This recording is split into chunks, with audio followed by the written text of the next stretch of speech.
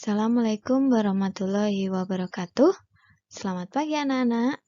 Untuk video pembelajaran kali ini kita akan membahas tentang wujud zat. Pembelajaran kita hari ini ada dua ya anak-anak. Yang pertama, peserta didik mampu menjelaskan masing-masing ciri wujud zat. Yang kedua, peserta didik mampu mengidentifikasi perubahan wujud zat. Pelajari waktu SD ya anak-anak, kita hanya mengulang kembali untuk bekal untuk mempelajari materi yang selanjutnya. Nah, yang pertama kita akan pelajari apa sih itu materi dalam IPA. Nah, coba perhatikan anak-anak gambar yang sudah Bu Dania berikan ini. Nah, materi itu adalah sesuatu yang memiliki massa dan menempati ruang atau memiliki volume. Materi sendiri ini memiliki 3 wujud zat, yaitu yang pertama padat, cair, dan gas. Nah, kalau pada gambar di sini, mana yang benda padatnya?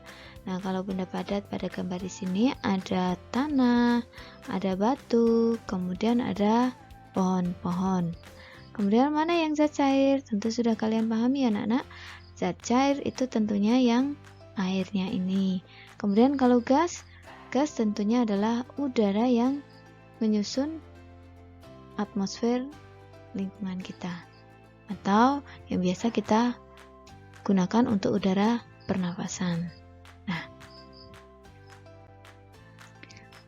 Nah, sesuai yang sudah kita bahas, wujud zat ini ada 3 ya anak-anak. Ada zat padat, ada zat cair, dan ada zat gas.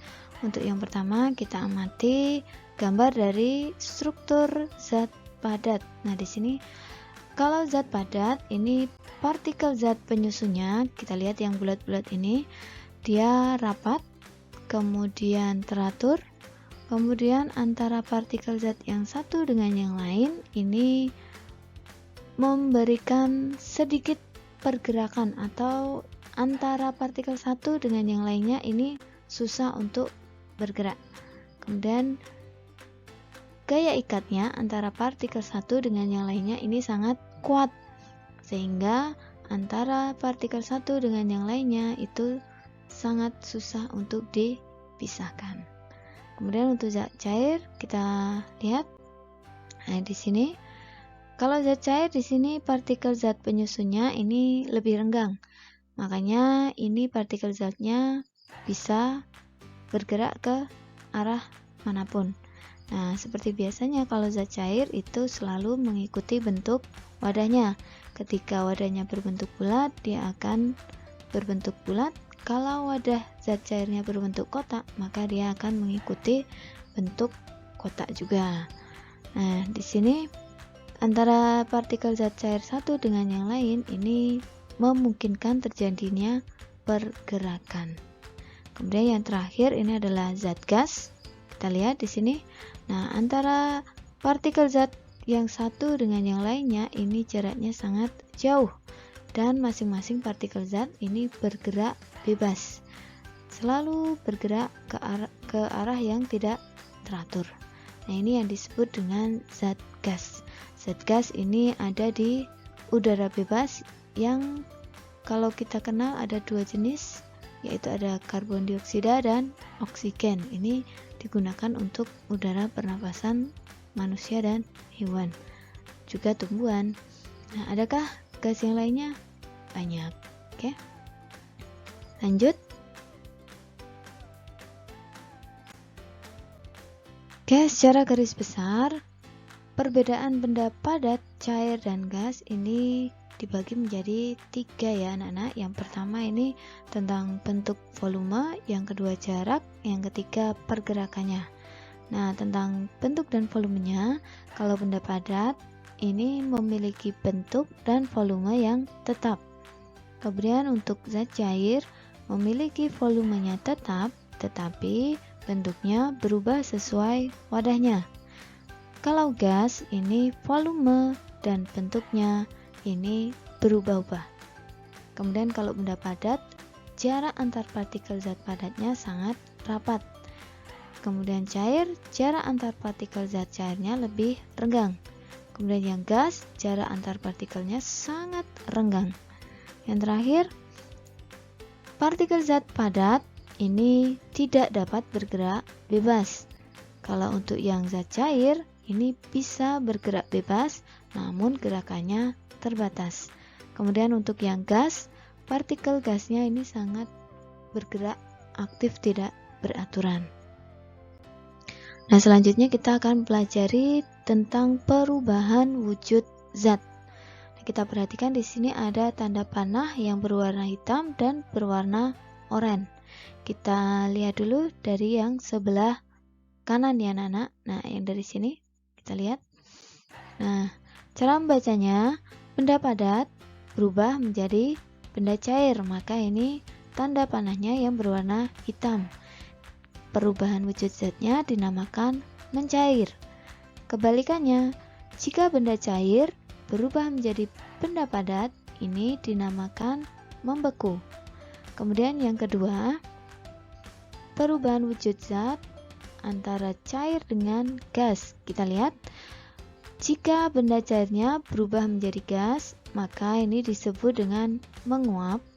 Sedangkan ketika benda gas berubah menjadi zat cair, ini disebut dengan mengembun. Terakhir, jika benda padat berubah menjadi gas, ini disebut dengan menyublim. Sebaliknya, jika benda gas berubah menjadi padat, ini disebut mendeposisi. Tentunya kalian masih ingat ya, ini pelajaran waktu kalian masih SD ya. Hitung-hitung kita mengingat kembali. Lanjut, perubahan wujud jika dikaitkan dengan kalor. Nah, kalor itu apa? Kalor itu energi panas.